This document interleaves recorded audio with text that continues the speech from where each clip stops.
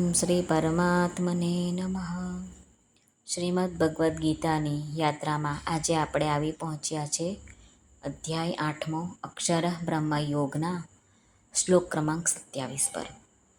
આગલા શ્લોકોમાં ભગવાને વર્ણન કર્યું છે કે શુક્લ પક્ષે જે મનુષ્યનું મૃત્યુ થાય તે કઈ ગતિને પામે છે અને કૃષ્ણ પક્ષે જે મનુષ્યનું મૃત્યુ થાય એ કઈ ગતિને પ્રાપ્ત કરે છે એનું વર્ણન ભગવાને કર્યું. આજે ભગવાન બંને માર્ગોને જાણવાનું મહાત્મય બતાવવા માટે આજનો શ્લોક છે શ્લોક ક્રમાંક 27 તે કહે છે. આપણે જોઈએ. શ્રી ભગવાન ઉવાચ નૈતે શ્રુતિ પાર્થ જાનન યોગી મુહ્યતિ કશ્ચન તસ્માत् સર્વેષુ કાલેષુ યોગયુક્તો ભવાર્જુન. આ શ્લોકમાં સંસ્કૃત શબ્દો છે તેને આપણે ગુજરાતીમાં જોઈએ તો અહીં પાર્થ એમ શબ્દ છે તો એનો અર્થ છે કે હે પૃથાનંદન, પૃથાનો દીકરો હોવાથી તેને પાર્થ કહ્યું છે અર્જુનને.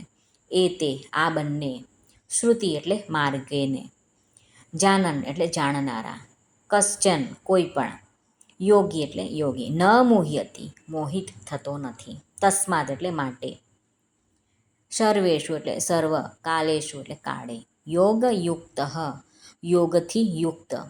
અહીં આપણે સમજવાનું છે સમતામાં સ્થિત, સમત્વ એવમ યોગ એમ કહ્યું છે ને આગળ ભગવાને તે રીતે સમતામાં રહેવાનું. ભવ એટલે થઈ જા.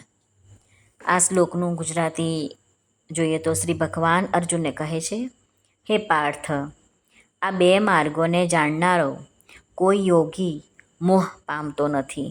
તેથી હે અર્જુન, તું સર્વકાળે યોગયુક્ત છે.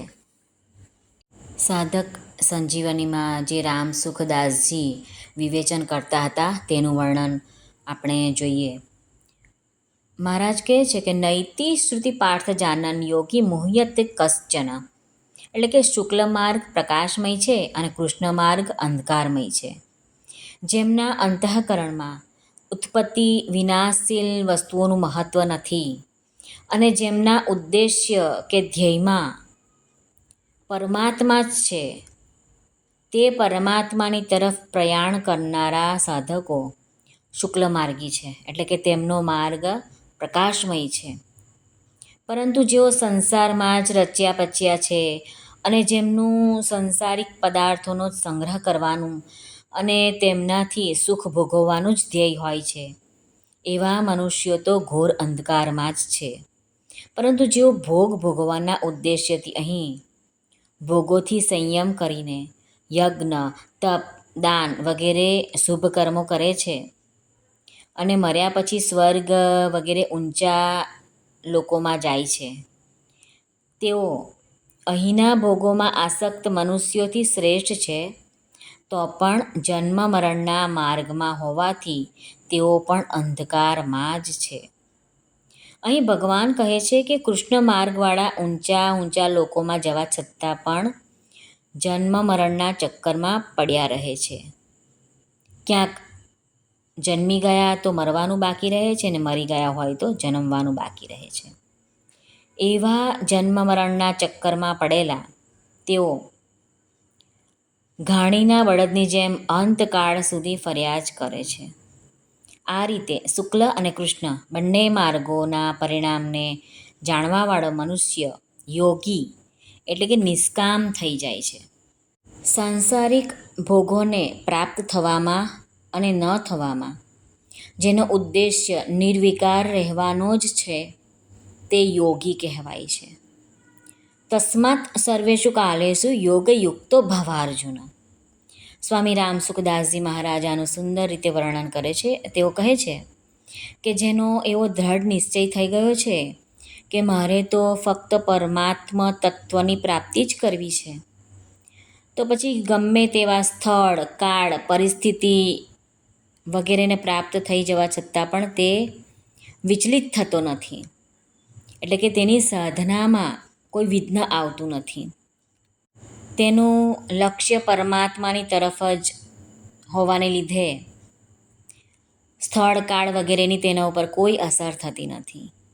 અનુકૂળ પ્રતિકૂળ પરિસ્થિતિ હોય કે સ્થળ હોય, એક અનુકૂળ પ્રતિકૂળ પરિસ્થિતિ હોય, કાળ હોય, ગમે તે હોય, તેની સ્વાભાવિક ક્ષમતા થઈ જાય છે. એટલા માટે ભગવાન અર્જુનને કહે છે કે તું સર્વકાળમાં એટલે કે અનુકૂળ પ્રતિકૂળ પરિસ્થિતિઓને પણ પ્રાપ્ત થવા છતાં તેમનાથી પ્રભાવિત ન થઈને તેમનો સદુપયોગ કરતો રહીને યોગ યુક્ત થઈ જા, એટલે કે નિત્ય નિરંતર ક્ષમતામાં સ્થિત રહે. કામનાવાળો મનુષ્ય જ મોહિત થાય છે અને જન્મ મરણના ચક્કરને પામે છે.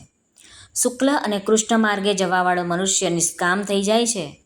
તેથી તે જન્મ મરણને પ્રાપ્ત થતો નથી, એટલે કે કૃષ્ણ માર્ગને પ્રાપ્ત થતો નથી. આમ શ્રી ભગવાન અર્જુનના માધ્યમથી આપણને ઉપદેશ કરે છે કે તું પણ યોગી થા. અર્જુનને કીધું છે કે યોગયુક્તો ભવાર્જુન, પણ એ આપણે સમજવાનું છે કે આપણને કહે છે કે તું બધી જ પરિસ્થિતિ, કાળ, સમય ગમે તેમાં હોય, તું યોગ કર, ક્ષમતામાં સ્થિત થઈ જા. શ્રી કૃષ્ણાર્પણમસ્તુ.